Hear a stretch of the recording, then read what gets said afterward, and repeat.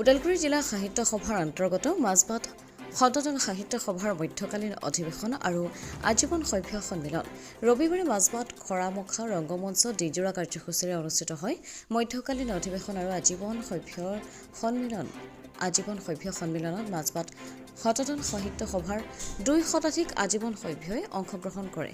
ৰাতিপুৱা অসম সাহিত্য সভাৰ পতাকা উত্তোলনেৰে শুভাৰম্ভণি কৰা কাৰ্যসূচীত প্ৰাণৰ শিল্পী জুবিন গাৰ্গলৈ শ্ৰদ্ধাঞ্জলি জ্ঞাপন কৰা হয়।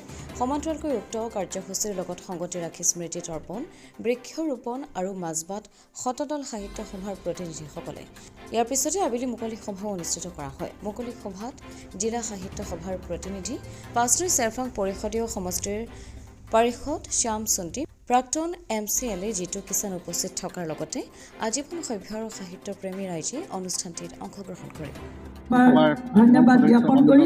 হয়, আজি মাজবাট শতদল সাহিত্য সভাৰ মধ্যকালীন অধিৱেশন লগতে শাখাৰ অন্তৰ্গত আমাৰ অসম সাহিত্য সভাৰ আজীৱন সভ্যসকলৰ সন্মিলন ইতিমধ্যে আমাৰ সময়মতে 10:30 বজাত আজীৱন সভ্যৰ সন্মিলন অনুষ্ঠিত হৈ গৈছে, এতিয়াও চলি আছে আৰু সময়মতে আমাৰ শেষ হ'বগৈ।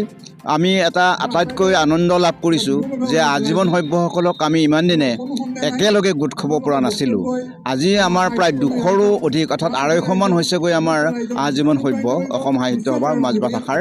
গতিকে আমি তেখেতসকলক আমন্ত্ৰণ জনাইছোঁ, নিজে প্ৰত্যেক ঘৰলৈ গৈ আমি আমন্ত্ৰণ জনাইছোঁ আৰু যথেষ্ট সংখ্যক আজি আমাৰ মাজত উপস্থিত হৈছে।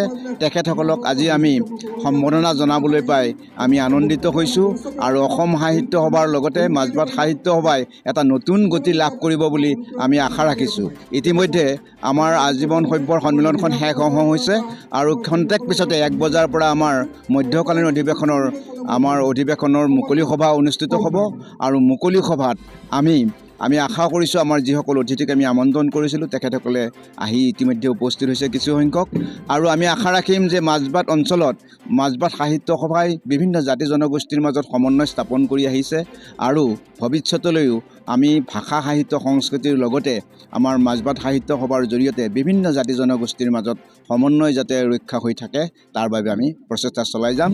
জয়তু মাজবাট সাহিত্য সভা, জয়তু ওদালগুৰি জিলা সাহিত্য সভা, জয়তু অসম সাহিত্য সভা। ধন্যবাদ। মাজবাটৰ পৰা অমৃত নিউজ 24/7। অমৃত প্ৰবাহ অসমীয়া সাপ্তাহিক কাকতৰ ডিজিটেল সংস্কৰণ অমৃত নিউজ, সত্যৰ সন্ধানত অমৃত নিউজ।